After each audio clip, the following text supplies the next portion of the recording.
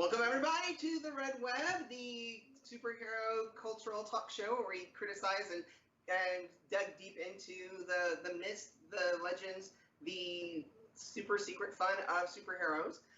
This is our Thanksgiving 2020 episode, Thankful for Families.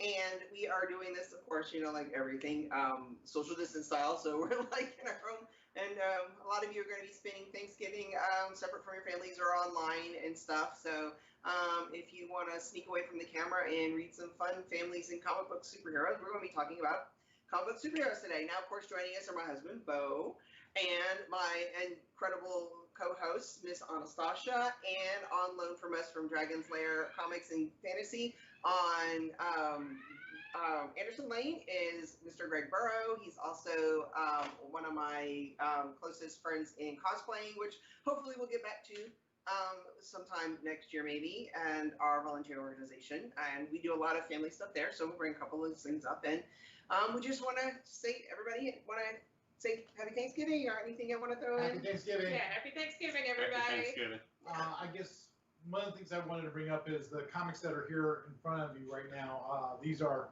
the Marvel Voices, Indigenous Voices, American Indian characters in Marvel Comics. Yeah, so even though our theme today is going to be families and comics, last week was when they came out, right? When they were released. And you can get these at Dragon's Lair here in Austin. Or your local comic shop, wherever you are, and support this initiative. It's Marvel Comics is doing the Native Voices Project, where they are having stories about their Native American characters done by Native American creators, writers, and artists and stuff. And so some of them are really good. And if anybody had seen the New Mutants movie, we had talked about New Mutants previously. One of the main characters, or the main central character, Danny Moonstar, aka Mirage, in the comic books. Is that what she's called? Yeah, Mirage. At one point, she was Mirage, yes. So yeah, she's in one of these stories. She's one of those sort of like Jean. Now she doesn't go by a code name anymore. She doesn't go by a code name, right? Yeah. She's too cool for a code name, like Madonna. Well, so, I mean, Moonstar. Come on. Sorry, I know, right? You know, just go with Moonstar. Name like that. Why do you need a code name? So make sure you check those out, and there's a little something extra fun that we're throwing there in a nice little tidbit. So we're going to be talking about families and comic books, and just to set up before I let everybody else throw in what they want to. I want to make sure the viewers at home know our parameters for choosing families and comic books, because family is a broad term. And we do not want to dismiss any kind of family, because there are so many different kinds of families in the modern times, especially in narrative, superhero, or otherwise. We're trying to focus it down on just some. So we're sticking with more of a born into family kind of thing. We're not as many of the families that you choose situations. So we're not going to be doing, like, I know Titans is like really considered tight-knit and family style and stuff like that.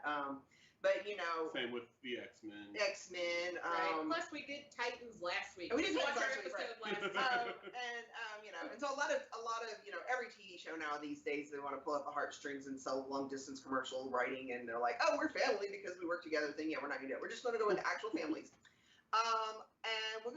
And it's also, we're picking stories and comic books and characters in which the narrative itself, the story, focuses on the family dynamic. Like, there being family members isn't just some arbitrary thing. It's like, oh, by the way, one of our major enemies that we fight sometimes is actually my long lost brother, and he pops up every now and then. That's not what we're talking about. Yeah. We're talking about stories where the families are always together, and part of the story is how they come together as a family, and how sometimes their family drama pours over into it and things like that. I think the best example of this is going to be the first one we're going to be talking about, which is, of course, the Fantastic Four. The first family in Marvel. The first family in Marvel. And the last thing we're going to do is that we're also going to try and focus on ones that have healthy, if not always happy, family interactions. You know, I mean, there's always going to be some strife and fighting and infighting in families, and this is what families do. But we basically wanted to go with ones that's like, you know, we're not to diss X-Men, but we're not going to be doing the whole Summers family thing. Always hating on my X-Men. I'm sorry, but they're like the worst in families. What? Actual families. Just because his ex-wife started dating his brother just to get back at him. And then he married his wife's clone and had a baby, and then his dad's a space pirate. That was the ex-wife. Yeah, so you know. So we're going to skip those guys. So setting up, we're going to start with... We're going to start off with now, Stanley and Marvel Comics, one of the reasons that they were so interesting and they did so well when they came out was that they chose a different direction to go with their stories and things that were more relatable to people. And their first major success, even before Spider-Man, was the Fantastic Four. And so Greg is going to tell us why. Take that away, Greg. Well, the Fantastic Four, obviously, was Reed Richards and Sue Richards, which they were married. And Johnny Storm, the Human Torch, was Sue Storm's brother. Mm. And Ben Grimm was basically one of their best friends. And when they had the accident, even before the accident, really, they were really just a tight-knit group, and they all kind of lived together. Yeah. And things like that. Yeah, Ben Grimm was more or less Reed Richards' brother. And I know we were saying we're not the family you choose, but it's still considered. Great details, that's fine. Yeah. But no, Ben Grimm really, for all intents and purposes, and especially in the stories in the like 70 years of publication. Yeah. That 80 years. 80. Yeah. Wow. So. Jeebers. Yeah, which I think is why that last Fantastic Four movie did so poorly. Yeah. It's because they missed that point. I personally like the Fantastic Four movies. For those of you who saw the first two Fantastic Four movies, and of course we had Chris Evans as the Human Torch. He was amazing. And he was great as it, and he had the character done well. I loved it. And he, of course. Yeah. Well, he was on fire. But I think that Jessica Alba, she's a great actress. They didn't give her enough to do. They wanted her to bimbo it up too much. Yeah. They really mishandled They her. dropped the ball on Sue Storm big time. Yeah. And then also I think that too many times they went for the gag and the joke, like having Mr. Fantastic dance with his rubbery. Yeah. That made me cringe. I think, though, that is also another fault of producers and marketing, where they confuse family friendly with childish. Yeah. Right. You know, Juvenile. and juvenile. Yeah. And I think this is one of the problems is that they wanted the whole thing is the Fantastic Four is a family comic book, and it should have been a family friendly movie. It should have been more accessible to younger kids than your more extreme Deadpool kind of things. And forgive me, I can never say his name correctly, but Johan Grofeld? Ian Ian Grenfold. Amazing actor. I Ian loved him Grenfold. in the Horatio Hornblower series. No, He's just, like, Ian Grenfold. absolutely amazing. Well, I loved. I feel so bad that it only got one season, but I loved his TV show Forever. Have you ever seen Forever? Yeah, I saw I parts of love it. that one. Yeah. That Not one. a comic book. Let's focus. Yeah, but well, it's And then also, I don't think you could get a better thing than Chickless. oh yeah. I You mean, know, He did a phenomenal amazing. job. yeah. Especially with all the rubber on it. And I Everybody. love that they went practical. Yeah, You know, and and it didn't look cheesy. it didn't. It didn't look cheesy at all. It looked good. Yeah. So it actually did look really nice. Yeah. So they had an amazing cast, and I think that really they dropped that's the ball why when they it came did to writing it. and direction. Ian Grenfold, he's tripping. I just like read. I'm like, why are you both saying it wrong? It's Oh. Grenfold, right? I want to say. I I don't want to know. say. Okay. I'm looking at Welsh. this. I'm looking I at wanna this say name Welsh. like.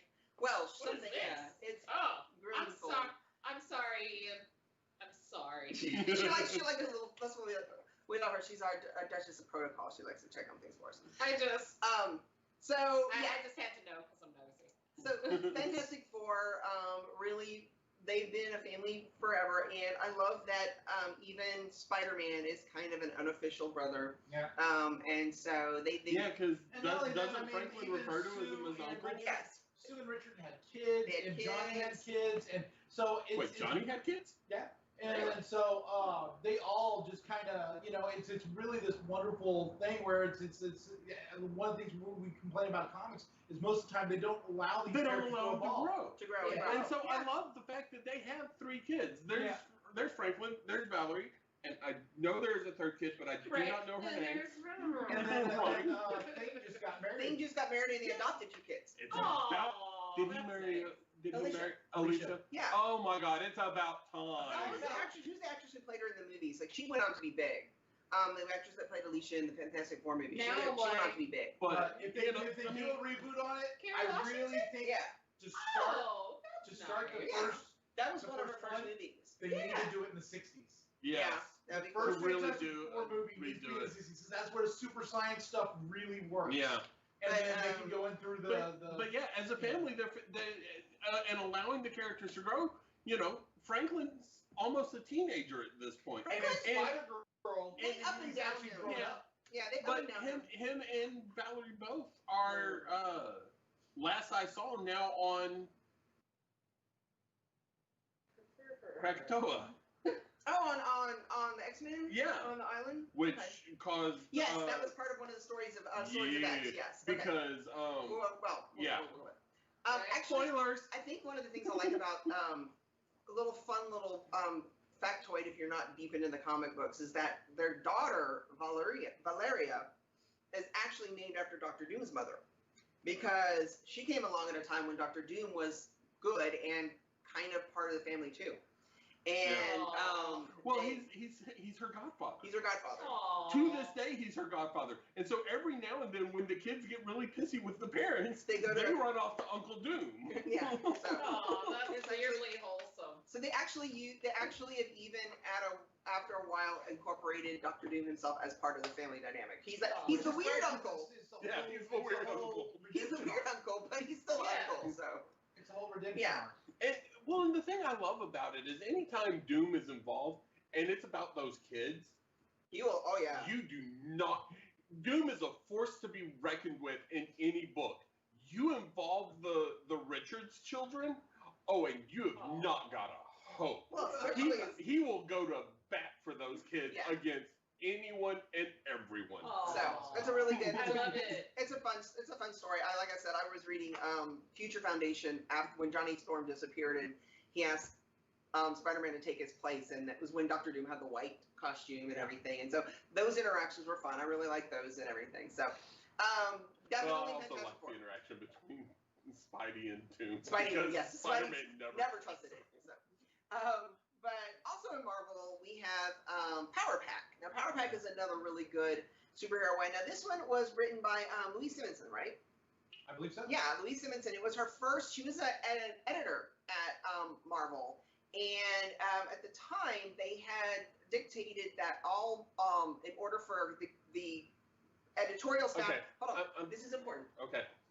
I just got to throw it out there. So, of course, we just flashed our Power Pack picture up there. And I'm sorry, this is one of those things that just irritates me to no end. And Spider-Man said it best. Why are people trusting their children to Wolverine? Yeah. Okay. Sorry, go ahead. Moving on. It just bugs me. So, yes. Aside from the fact that I don't like Wolverine, he has zero response. So at the time, Marvel editorial was trying to get back to the roots of their creators and their editors being on the same page more. And Louise Simonson, who was an amazing editor and writer, she had never done anything in comic books really at that point. And they insisted that she either take on a comic book title or step down. And this is her thing that she ended up creating with Power Pack, and this is really unique and really good, very well received, so popular to the fact that she went on to be like amazing, and she wrote Death of Superman and all this stuff. She's like one of the biggest female creators out there. And Power Pack is about four of them, right? 5. No. Franklin sometimes joins them. Okay, like you would know this answer. So it's sometimes 5. It's sometimes 5 because they cross over into Fantastic Four. But they're 4 siblings, 2 brothers and 2 sisters, who are out one day and accidentally get powers from an alien. Okay, and as happens. Okay. And the fun thing about it is that they bicker like brothers and sisters, but they're they are. They're all bonded together on it, and the cool thing is they all decide together that they're going to keep the secret from their parents. And so that's part of the ongoing story, is that they keep the secret from their parents. I read recently that eventually they did have to clue their parents in because it was only so much. And the fun thing about them is that their powers kept switching around. So they all get to use different powers sometimes.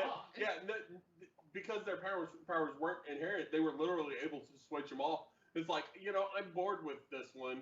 Who wants this power, and I'll take your power. Actually, I kind of like that. No, it was actually kind of cool. But the one youngest sister, they're always taking care of the willow little sister, and she was always like having to drag her along, and like we can't not have her because like the aliens literally told her it's like we're gonna use these powers, you have to use them together. So they couldn't right, they not actually not include her little sister and everything. It's a really cute book. In fact, it was so well received. It went on to I know when we were talking about Titans, when we were talking about the PSA comic books where they're doing the don't do drugs and stuff like that. The Power Pack actually was so well received that it was used in a child abuse campaign, and it was a Spider-Man Power Pack anti-child abuse campaign, which is it's a really interesting piece of fun historical fact because there's an actual like little subplot with Peter Parker talking about like a trauma that he had with an inappropriate adult. And it's the only one of these PSA kind of things that's actually considered canon in the main universe. So that's a fun, not fun, child abuse is not fun, but it's an interesting fact. It's an interesting tidbit. So yeah, Power Packs even managed to in the 90s there is a pilot TV show episode for the Power Pack. It is deliciously awful. It is bad. It is bad. But it was enough of a premise that they Bless were like, you, YouTube. But yes. only for the gods of YouTube is it even able to find it. In fact, we had to turn the sound all the way up to hear it. But yeah, we had to max the volume on the TV. But yeah, if you're curious, as YouTube is wont to do. If you're curious, the only difference is that they made the parents aware of the powers on the show. And they simplified the powers. And which is really funny is that their last name is Powers. So it's Power. It's Julie Powers, Alex Powers. They're the Powers pack. So that's our other Marvel. Like, it can't be that bad. Who looks at the picture? It's like, bad. This will be fun. It's low budget. It's cheesy. It's written like a Saturday morning show. We need to do a supplementary episode where we're watching it. Yes, very much so. We should totally do a bootleg show where we're like watching all the bad bootleg stuff. So anyway, now this is not technically Marvel, but it is Disney by extension, and because it is so very clearly inspired by, we're going to go ahead and go. It's superheroes. Them's the rules. We're going to jump into The Incredibles. Yeah. Incredibles really. Because no pun intended, but it's the perfect name. They did an incredible job. I mean, the family dynamic, struggling to understand what it means to be a hero, but at the same time, struggling to maintain a family structure with that. Dealing with, especially when you get Jack involved. Oh my God. How you deal with a baby with powers. Well, I mean, I love it. Like, so the first one starts I love how they deal with the baby with powers. The first one starts out and that poor raccoon. It's the first one starts off. You've got the whole.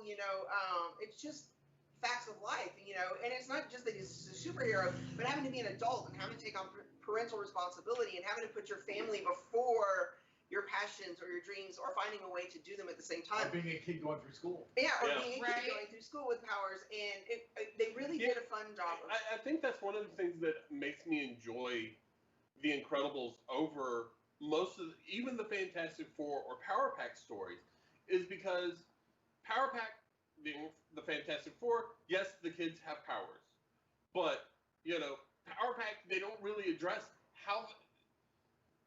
I mean, they touch on it, but they don't really address how it affects their day-to-day social life. Like Spider-Man addressed it for Peter. They don't really address it in Fantastic Four because, well, look at who their parents are. No. And in Incredibles, they actually talk about, Dash. Dash is acting out because he's got these powers. He has no outlet to use them because he can't go out for sports. He can't, And that's what I love is a lot of people didn't get that Brad Bird that the reason that Dash had super speed was an allegory for ADHD. Yes. It was because kids who are too smart and they're acting out because they're way ahead of the class. Yeah. Further, and then they need more of a challenge. So that was like, and the Violet for shyness. That's why they gave her the invisibility, because of the shyness and everything. And my favorite scene in the first one of the whole thing that really sets up how this is like the brother and sister, and of course they're brother and sister, and there's a little bit of an age gap, so they're not like always on the same page, and they're fighting like brother and sister do. But as soon as the supervillain's on the island, he's like, "Get away from my sister!" It's like, I had that growing up. I was like, me and my brother would fight, but like, oh yeah, you screw with my kid brother, Well, yeah, that's a lie. That was great. BJ could pick on me all he wants because that was his prerogative. You screwed with me, and it didn't matter if it was his best friend or some random kid on the street. BJ came to my defense. And that's one of those things in Incredibles that you get. Yeah. Yes, I can pick on her. She's my sister. Yes. Right. Well, and it's like the charm with Incredibles versus a lot of these other options is that they're all collectively born with these powers, so we don't have to worry about. Origins. Yeah. Yeah, and it's stuff. like we can skip all of the stuff of them having to like suddenly figure out how to use their powers and then suddenly figure out how they're going to tell their parents. It's like we are already there with Yeah. everybody Well, established. I mean, there was still So that we can- struggle of learning because I mean, like there was a moment where I hate to give away. You know what? At this point, If if you you have haven't not seen it by seen now, I'm sorry. Pixar's You're Incredibles, un-American. then you're on your own because we're talking about Where it. she's But like, yeah, having when to the learn how to plane do the force field. The force When the fields. plane explodes. Yeah. And she's like, you can do this, you know, and they're trying to talk her through doing it and all that kind of stuff. Right. Yeah. Well, and they'd already. It's like, but instead of it being just she went from no powers to suddenly Yeah. a bunch of Yeah. powers. She already had a power set that she used at the beginning, and now she's just But she was. making it better. But you know, Yeah. yeah. But you had that moment of mom going, I expect perfect use because we are in a life and death situation, and I have never taken the time to train you to do anything. Yeah. And, Right. And, You know. and well, it was, and But- the thing is really had to fit with the parents having to learn too. Was it just Well, the yeah. parents had to learn? Because the parents they've had They're their powers. long-trained They know, superheroes. yeah, but they're not allowed to train their children. Yeah. Right? Because- Because they're in a point where everything has You to know. be suppressed. Yeah. And yeah, Yeah. but the way they handle it, and especially by the end of the movie, into the second movie, there is no question they are a fully functioning, Oh yeah. happy family. Oh yeah. You know, Right. that yes, they, And they have work their family, cohesively. They work and they work cohesively. cohesively. And they've also got their family members that are outside. They got- They've oh, yeah. Frozone. Frozone they've is got- family. He's family in that. Right. They've got He's Ecto Mode. He's as much family in that movie. I Right. love him. I'm sorry, Yeah. Frozone. If y'all are paying any attention to us, Disney, Frozone needs his own movie. No. I think Incredibles he 3. is getting his own He spin-off should be- movie. he should I be thought the he center. was. He should be the center. Just like they went from Bob to the mom, they should go to Frozone. And Yes. I would love to see Oh, which? Edna? And Edna? Ivy, Ivy. right? Wait. Which one's Ivy? Now I'm like, No. Where do you Violet? What? Violet? Violet. Yeah. Violet. Violet. I was Violet like, is your daughter. Yeah. I would love to see like her, like going to college or something. Something. Yeah. I mean, Again, there's all you kinds of things. you can make 1,000 things from this. There Oh you yeah. go. It just shows up every once in a while because he can run that fast. Right. Yeah. So, anyway, Pixar and Incredibles, both of them worked out really, really well. And we were talking in the second one, it was like a pro and con. We're so grateful that Brad Bird took his time to craft the second one and, Oh, yes. and didn't just Yes. cash in on the popularity of it and made the second one just as good. It did, however, take almost 10 years, which Right. for some generations, you saw the first one when you were younger, so yeah, your brain has to kind of Yeah, when I was. yeah, right. So, I didn't have quite that gap. I'm like, I was able to jump right into it, but it's incredible. It's a great movie. I love watching it. So superhero families. I Right. think that's like actually it's probably like the best one of all of them. But It's and it's one of Yeah, the. I'm just so. I love that movie so Oh, much. I know that movie is it is fantastic. great. I think one of the things though that unfortunately you kind of miss with a movie like Pixar that even DC down the line when we get there, but Marvel has the benefit of is there are more families. You know, you kind of stepping back from Incredibles back to Power Pack. What we were talking, is like, is there 4 or 5 of them? Well, technically Power Pack is 4, but they cross over with Fantastic Four all the time. Yeah. Franklin's one of their friends that hangs out with them all the time. Yeah. I don't know if he hangs out with them as much or if Val hangs out with them as much now, modernly, because I haven't seen Yeah. anything. Well, of that, but- last time I don't know what their last series was. I know that their the series before the last one, they tried kind of rebooting it, and it was so received, and they ended up saying it was separate continuity. When I was reading, like I said, in like 2012, 13, when Spider-Man was on the Future Foundation, which was basically They were there in that, weren't they? only Alex, because he had all their powers at once. Oh, And right. they called him Power Pax with an X. So he for a while he had all the powers and was going to this, like, basically it was prep school for super powered kids, kind of. And so it had Alex Powers, and it had Valeria and Franklin, but it also had like Artie and Leech from X-Men. Right. It had a couple of the highly evolved Moleman kids in it, it's who I'm thinking it is that Thing adopted, but I haven't delved that deep into it because I only found out like recently that he adopted kids. So yeah, it was pretty cool to see kind of those things and the interactions. I liked that era of Marvel where they finally got cohesive instead of having like random superhero schools, because they had the Avengers Initiative created like an Avengers Academy. Mm-hmm. And then of course X-Men had their new teen schools, and then you had the Future Foundation, and then who was the other one?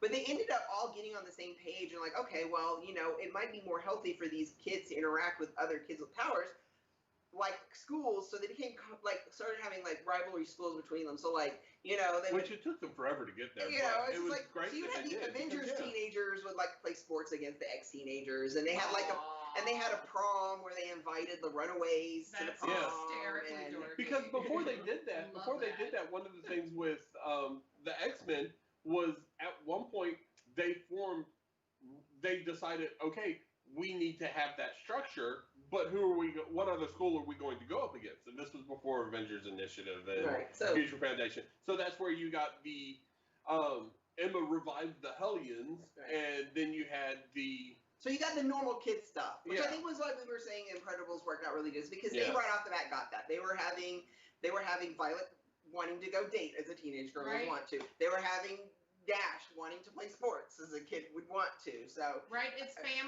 family drama and family dynamic first, and then the superpowered stuff second. Yeah. It's like that's not where we're watching any of these for. We're watching to see how they interact as a family, just they happen to have superpowers now. Yeah, exactly. Versus watching them go out and fight. It's like that's all secondary in all these. So I guess we need to get on to the next segment. We're gonna talk. We're gonna go into DC Comics. We kind of broke these up a little bit. The next one is our favorite families from DC Comics.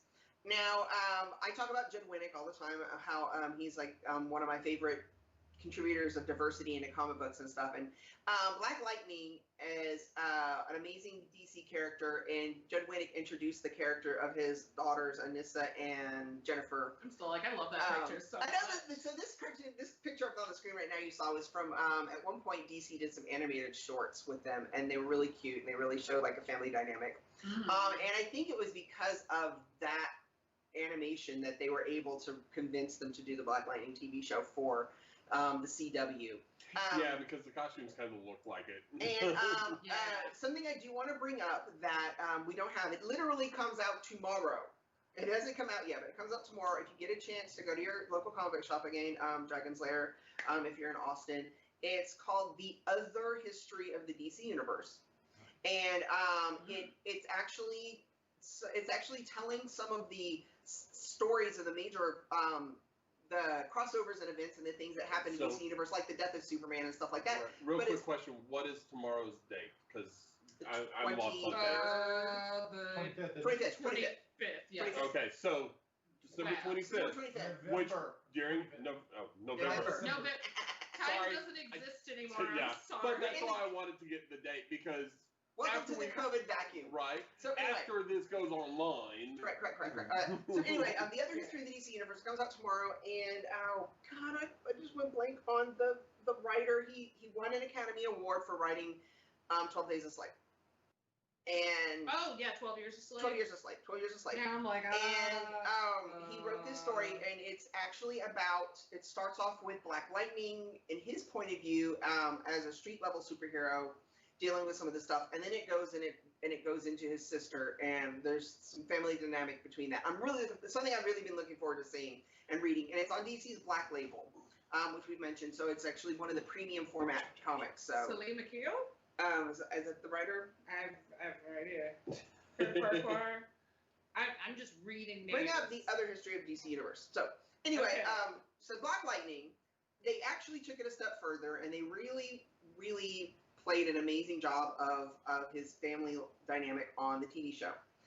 They absolutely did. Black Lightning TV show. Now they went with here we go and they're having dinner, which is one of my favorite things is that they actually regularly have dinner together on the show. Like even when they're having their family drama or their superhero drama, they're like, right, put it everybody's aside. gotta sit down. Then you're gonna come to dinner. To You're gonna eat eat. dinner.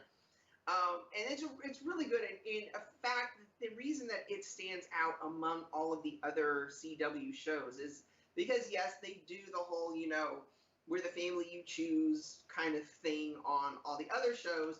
This has a really good, wholesome, like even at the end of the day, after fighting, terrorists and whatever, then they are a family and they do have to, Right. and like as Greg said, especially because of the character of Thunder, who like Judd Winnick had created for the Outsider comic book that back in the day, with her being lesbian and even accepting her girlfriend into it. And so this is a really good example of a family that has diversity, but they come together and are stronger for the diversity. And I think that's Yes. Absolutely. a really amazing point that Greg made on that show. I like it. Now I'm a little bit disappointed, I have to say, because I just found this out this week, yesterday, in fact, that they are canceling it after this season.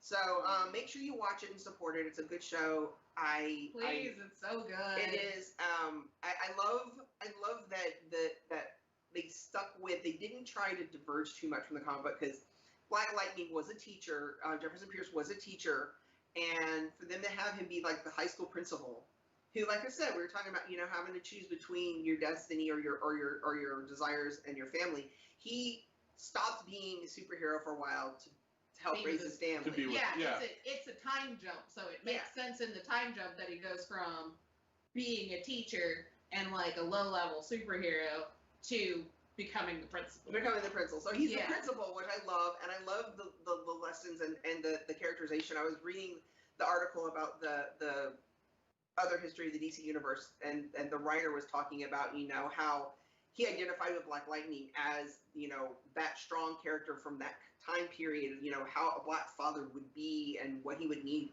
to do for his family. And I just really love how that comes through in the show and everything. Right. And it's a good show. It's a cool show. Well, and it's like the strong suit with Black Lightning is that it could have easily fallen into the tropes of these other family or these other family-centric things. Well, They just sort of made it the same as everything and else. they weren't but trying to make it. The closest you have is the Uncle Giuseppe, which of course they do a really good job of him and being in that character. And he's a character central to the comic book itself. Mm-hmm. Who, and I love how they interact with him. Like the daughters truly, they call him Uncle, and they really do treat him like he's their uncle. And it genuinely be like that. It is. It really is. And so it's very amazing. I'm going to be disappointed to see it go. I've got a lot of hope for it, especially because I love the Outsider comic books, and they were just starting to bring in some of the other Outsiders characters. So I know. It's like, and I already lost Luke Cage. I'm like, no. No. He did such a good job as Luke Cage. I know. So that's one from DC. Now another one from DC, and we're gonna probably. It didn't start out DC. That's what I said. And another one from DC. We're probably gonna confuse you guys here because we're talking about two different families that are actually the same one, but they're not. So stick with us here. Originally published around the time of Superman in the 40s and 50s to compete with Superman, Fawcett Comics created the character Captain Marvel, and Captain Marvel had the Marvel family. And the Marvel family. Now, Captain Marvel was actually better selling than Superman for a while, and that was because of the family dynamic was so much more clean. And of course, Billy Batson says the magic word Shazam to turn into Captain Marvel. He is a kid living on the street. He eventually finds his sister living in foster care, shares a pair with her. They end up making his best friend. There's his friend that they end up sharing the powers with, and it ends up expanding into this family dynamic. So that's the Marvel family from back in the day. And the original Golden Age. The original Golden Age. And as y'all seen when we've talked about when the movie came out, they eventually DC sued them for copyright infringement because they thought he was too close to Superman. Unfortunately, a lot of the art, I mean, they were able to show, okay, this is the cover of Superman, this is the cover of Shazam, this, and they're in the exact same poses, doing the exact same thing. Right. And it was like... They didn't really handle it very smartly. But years later, DC bought the rights to the Marvel Shazam Captain Marvel family stuff and started publishing it themselves and even integrated them into their own continuity. But by that Marvel point, Comics had already created Captain Marvel. Right. So they weren't able to use Captain Marvel in the title, of the book. But it was still the name of the character. So anyway, that's how we get to Shazam. So they modernized him, and to try and cut down confusion, too late, they don't call him Captain Marvel, they just call him Shazam, which is the word he uses to turn into the character in the first place, and hence the movie that came out.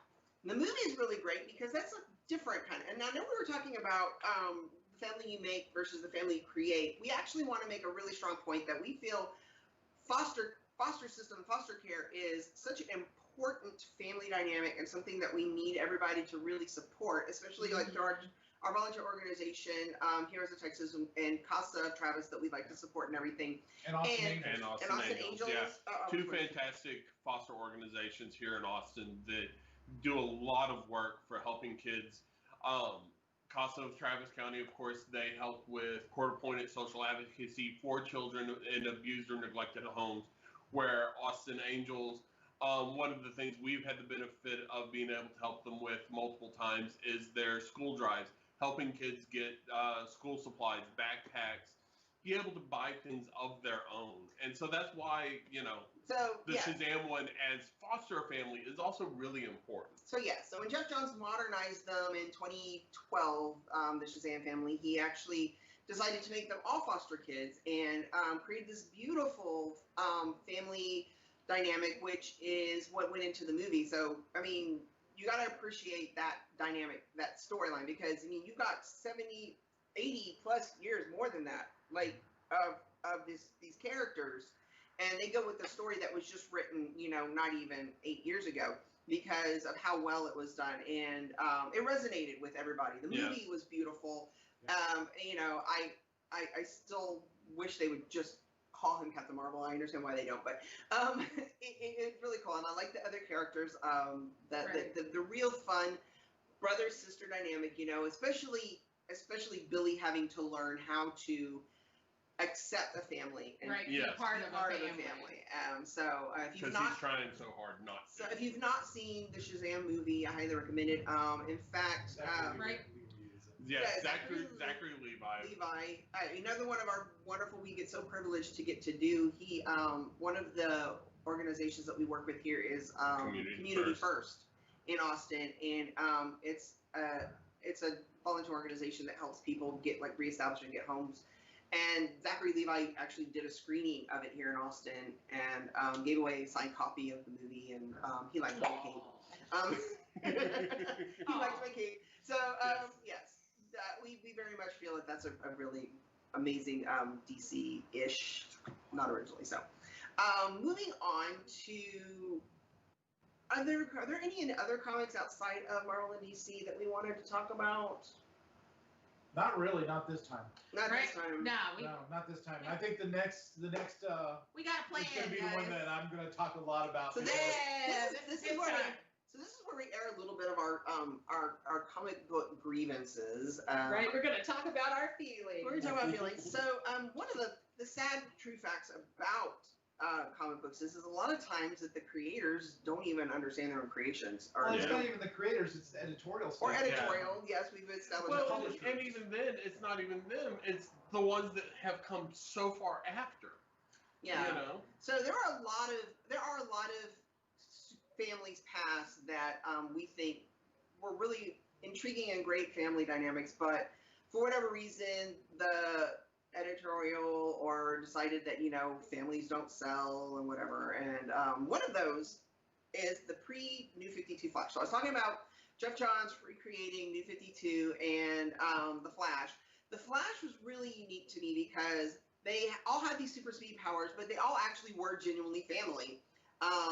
Wally West was actually Iris's nephew in the comic book. They made him the brother on the TV show. And they little by little ended up adding to this family, and they would gather as families. They would have dinners together. They would help each other out. Whenever they needed each other, they would be able to call onto each other. They ended up taking their own cities as under the protection but they lived near each other and they stayed central to one another. And I always found that really fun in the comic books, especially with the Kid Flash and or well, yeah, I mean, Golden Age Flash. You of course had Barry and Iris, who eventually got married. Wally eventually got married. Had kids. They all kids, had kids and stuff. Yeah, and so they've all built their own families, and they're all still a family. I mean, and then New 52 happened. And New 52. So yeah, we did get the really cool Shazam out of it. They eradicated all that, which made a lot of people angry, especially me being a Wally West Kid Flash fan. And even when they did bring him back, they didn't bring his kids back, and they used that as a way to have them all have a war. Literally, the Flash war was because he wanted to bring his kids back, and the other Flash, who had already jacked up the whole universe, is like, oh, you can't do that because it'll jack up the universe. And so they're like having to fight each other, and it was kind of sad. Yeah. That's depressing. It was super depressing. It was super depressing. The whole Flashpoint paradox thing, that's Barry's fault. But it wrote Wally's kids out of existence, and Wally's like, I want my kids back, and Barry's like, no, you can't do it because we messed everything up. And he's like, well, that was your bad. And so they're like trying to, so now they're trying to make Wally the bad guy. And blah, blah, blah. But the TV show, however, I love Joe West so much. Oh my God, he is fantastic. He is the glue on that show, and the friendships are great, the family dynamics are great. It even wasn't really so bad when they brought the daughter from the future storyline, even though she's actually technically their granddaughter, but in the comic. But they made her the daughter from the future, and it was beautiful. There's a lot of really fun stuff in that, and of course they do the contrived comic book BS kind of stuff on it. And one of the things I particularly enjoyed about the Flash TV show is what so frequently happens in shows like that. Smallville, Buffy, there are other examples, but they're the two easiest. They always eventually write the parents off. Yeah. I mean, Smallville, of course, for some reason, Pa Kent had to die, but Martha, instead of killing her, she inherited her husband's political seat. That's not how that works. Right? That's not a thing. Anyways, but she becomes a senator, so she goes away because she's got important work. Whatever. But they always write parents off. And so many times they got so close to doing it to Joe, and I am so glad that they have not. Yeah. Because he really is an integral part of the family dynamic. He's the father figure. He's something for them to come to. I love that they not only kept him, they expanded him. They had him marry Cecile, and they have a baby, and so it expands that family feel to it. So the Flash definitely gets the points for that. Now we're all kind of holding back. Obviously, Superman is the first superhero, and there have been so many iterations of the Superman family. So we weren't even sure if we should even include Superman family on here because. So that's the closest we're getting to including Superman family. Right. I will say this though. I am kind of curious. I'm not hopeful or fearful of the new Superman and Lois Lane show. I'm just curious because one of my favorite shows when I was younger was Lois and Clark: The New Adventures of Superman. Yes. And they did a really good job of keeping that family dynamic together. Mom and Paul Kent were still alive. Lois and Clark were married, and they were ready to start a family. And they even in the last season explored, even whether or not they could have a family and what they would do and what it would be like, whether or not Lois was ready for a family. And the big cliffhanger from the last season that kills me that they never finished it was all of a sudden a Kryptonian baby shows up on their doorstep. And that's how they got that show. Yeah, that's how the show ended. They left the show with a Kryptonian baby on their doorstep. And I really wanted to see... one of the things I enjoy about this is... Surprising you with the is your reaction to some of this And so I really wanted to see how it worked out. Now, eventually they did reveal, spoilers or not, because they kind of tried to follow in the comic books. Eventually, they did something similar where a Kryptonian baby shows up on their doorstep, and it's actually the son of Zod that they shunted from the Phantom Zone or something or whatever. But, Lois and Clark turn him good and he becomes good or whatever.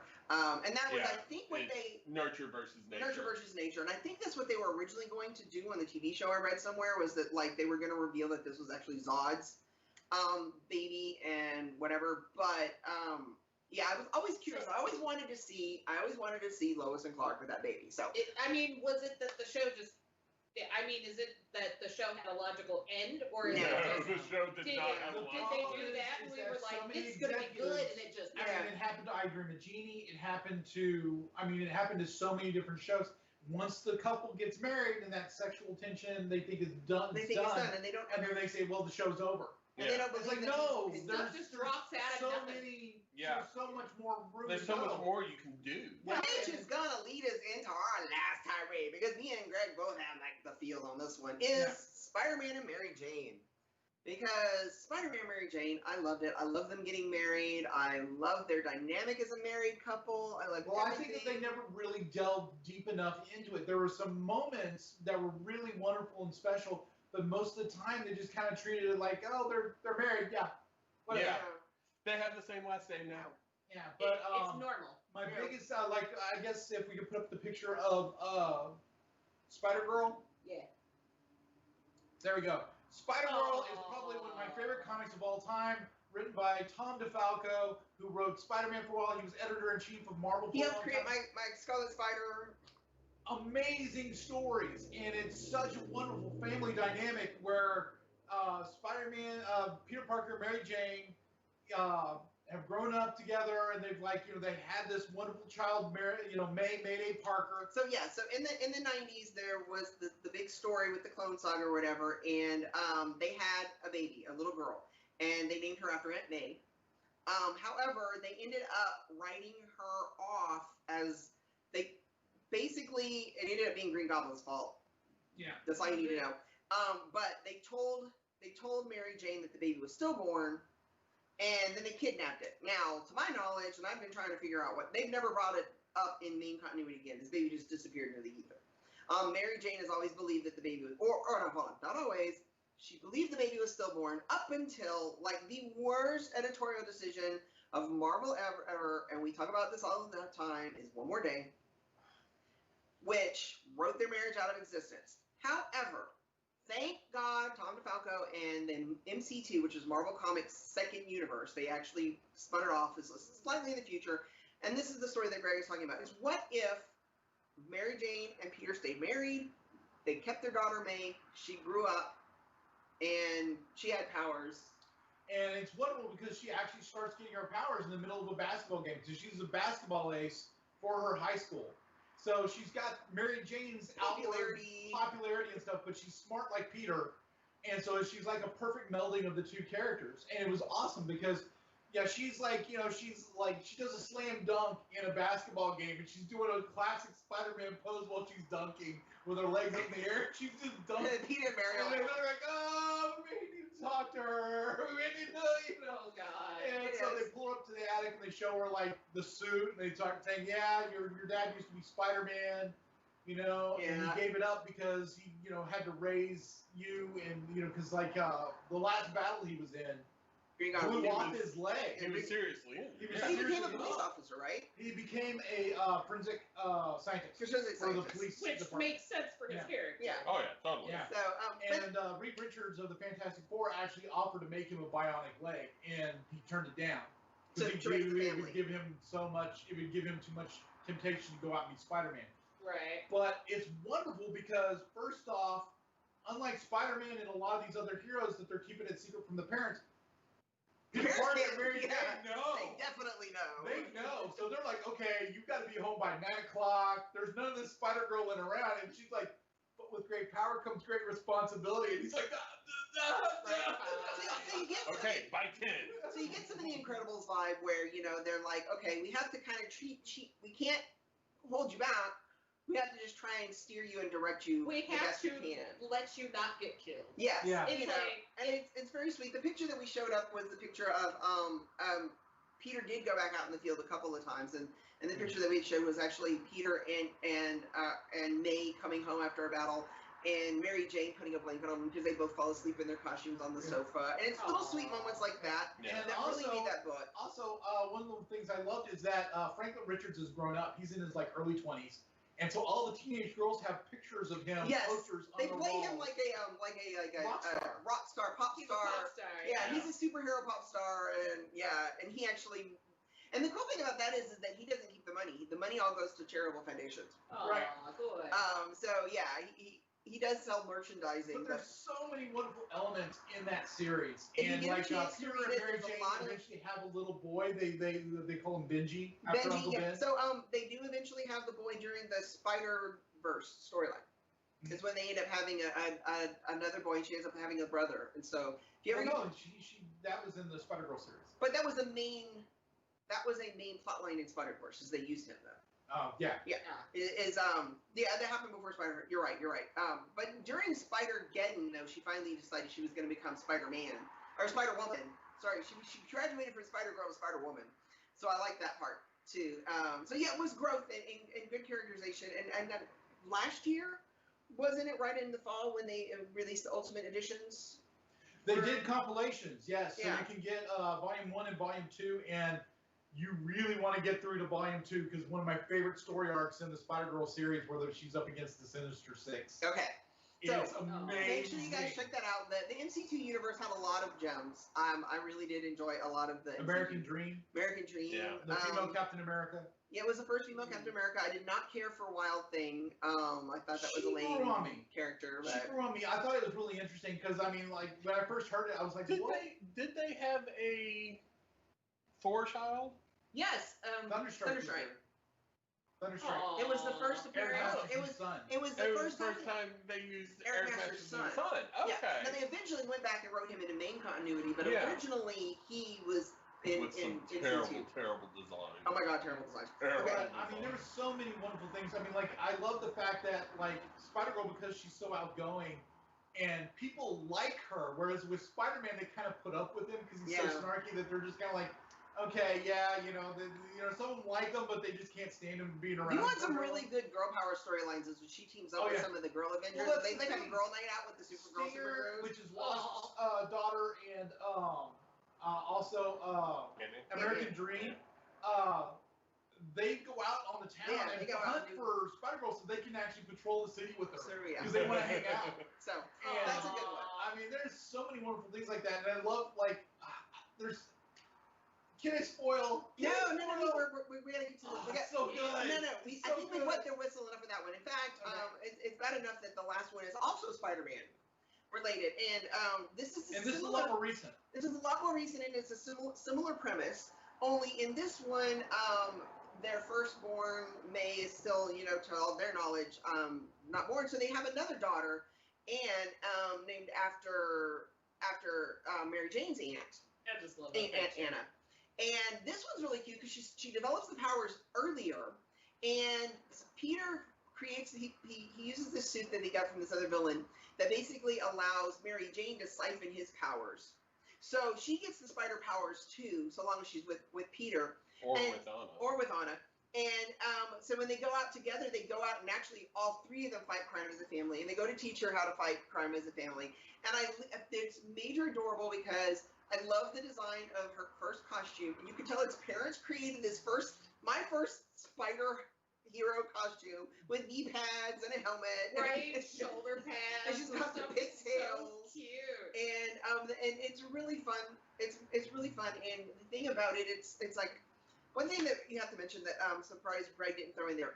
The Spider-Girl storyline was so well done that even though the sales started dropping, fans demanded it back, and it kept coming back. Even when they 5 canceled, times. the entire line of MC2 comic books, they still kept bringing back that Spider-Girl comic book.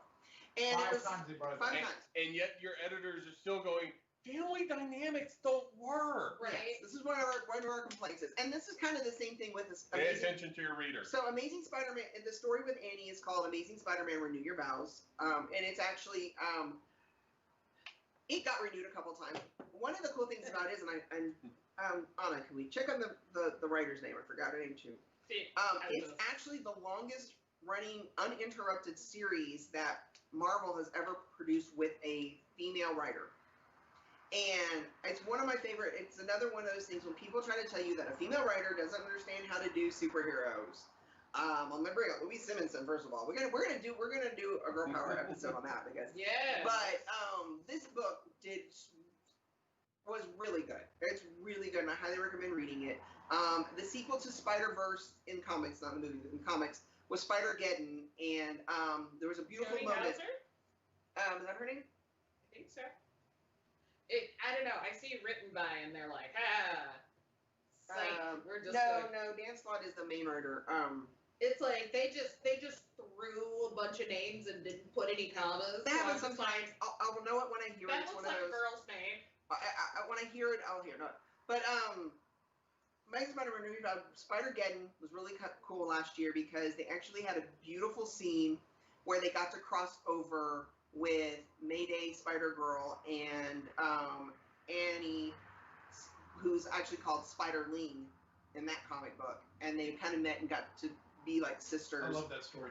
It was really pretty. It was beautiful. I mean, and Mary Jane and Peter, like, they cried because, in their world, their Mayday died and stuff. So. Oh, this is amazing. It's like, sorry, I looked at the Amazon Prime listing to get the story, and the first couple lines of one of the reviews is, finally a new Spider-Man story. I quit after Brand New Day. Yes. And read this story, and I loved it. I'm It's like, beautiful. oh, look, it it's works. Fun. It's amazing. There's two major story arcs before they finally canceled it too, unfortunately.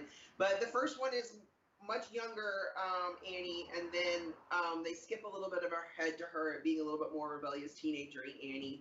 And she's definitely still around. The Spider-Geddon story wrote her as to a major. There you go. I love this one. Yeah, that's such a good The picture. Spider-Geddon story wrote her into being a major player in the Spider-Verse as part of the Web of Life and Destiny. So she's around. She will be in other stories. She's integral to like the whole crossover ability kind of thing. So, but yes, so we totally recommend that. But yeah, both of those series are just absolutely amazing.